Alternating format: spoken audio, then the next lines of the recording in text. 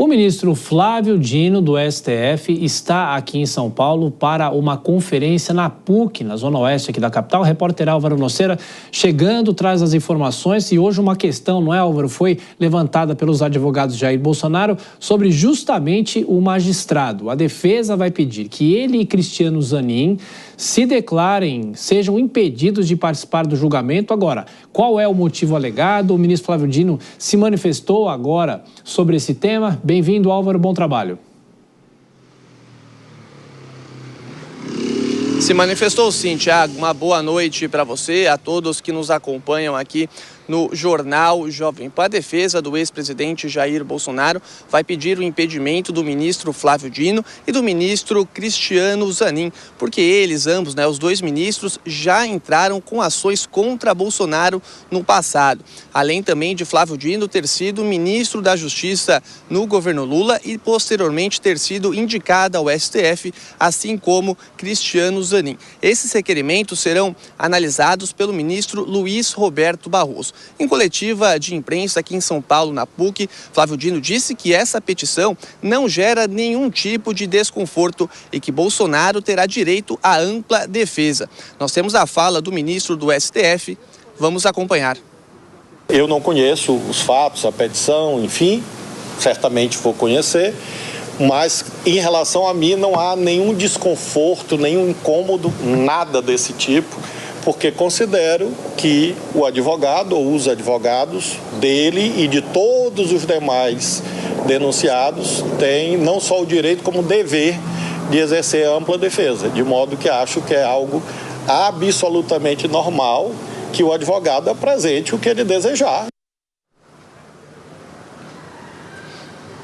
A defesa do ex-presidente Jair Bolsonaro também argumenta que o julgamento deve ser feito em plenário e não feito pela primeira turma do STF. O ministro Flávio Dino também comentou sobre essa situação. Ele disse que julgamentos criminais são feitos pela primeira turma e que uma mudança depende de regimento interno. Nós também temos essa fala, vamos ouvir o ministro. O regimento interno do Supremo foi modificado há alguns anos atrás, eu sequer era ministro do Supremo nesse período, e houve a decisão que julgamentos criminais são feitos nas turmas, primeira e segunda turma. Isso já vem assim de alguns anos. O Supremo pode mudar? Pode, claro que pode, mas depende, novamente, do colegiado mudar o regimento interno. Caso o STF defira o pedido da defesa do ex-presidente Jair Bolsonaro, tanto Flávio Dino como Cristiano Zanin não vão poder participar do julgamento no STF.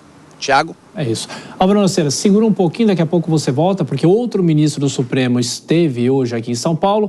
Vou conversar antes com os nossos comentaristas, Nelson Kobayashi e Dora Kramer. Daqui a pouco eu falo do lado mais técnico com o Kobayashi. Eu quero perguntar para você, Dora, a gente observa o ministro Flávio Dino, a gente não tira a imagem dele de político, né? Gesticula, é bem articulado, não é, Dora? Porque ele também, o político não saiu dele, tá certo? Ele disse que ia vestir só a toga, ia tirar o figurino de político, mas o político não sai dele. Você vê que até o tom que ele fala, né, além do gestual e tal, tem um tom assim, olha, os advogados podem fazer o que eles quiserem, quase como quem diz, não vai adiantar nada, né? Ele só faltou completar isso. Agora, me chamou a atenção dessa participação, uma aula magna que o ministro deu, ele defendeu o protagonismo do Supremo Tribunal Federal e disse que o Supremo não é omisso. Aí eu fiquei pensando, ora, entre não ser omisso e ser protagonista num sistema em que os poderes são, digamos assim, equivalentes, porque são independentes, mas harmônicos entre si, vai uma distância muito grande. E tem muita crítica a esse protagonismo do ministro do Supremo. Sim, isso aparece nas pesquisas, né? E contrariamente ao que disse o ministro, nessa nessa fala, nessa aula magna, dizendo que assim a população quer, não é o que as pesquisas dizem.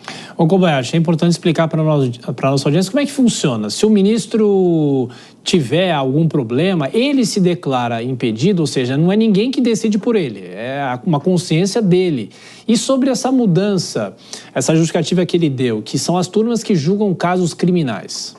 Primeiro, Tiago, tanto o ministro pode se declarar suspeito, até mesmo por motivo de foro íntimo, quer dizer, sem justificar, ou impedido por já ter atuado no caso, ou por alguma outra questão mais objetiva, tanto quanto a defesa pode pedir, tanto a suspeição quanto o impedimento, a depender do caso. Então, tanto pode partir do ministro quanto da defesa. Em relação a essa justificativa do ministro de que, olha, já houve há alguns anos, antes mesmo dele ser ministro, uma mudança no regimento interno que diz que as causas criminais são julgadas pelas turmas, isso é perfeito, acontece assim, mas nada impede que haja o destaque para o plenário em casos mais complexos, tanto que aconteceu.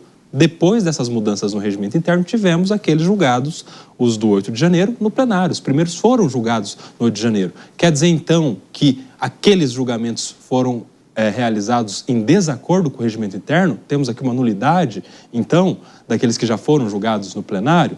Não impede, mesmo que haja previsão regimental de que as causas são julgadas nas turmas, isso não impede de que haja o destaque para o plenário, tal como já aconteceu depois dessas citadas mudanças no regimento interno do Supremo Tribunal Federal.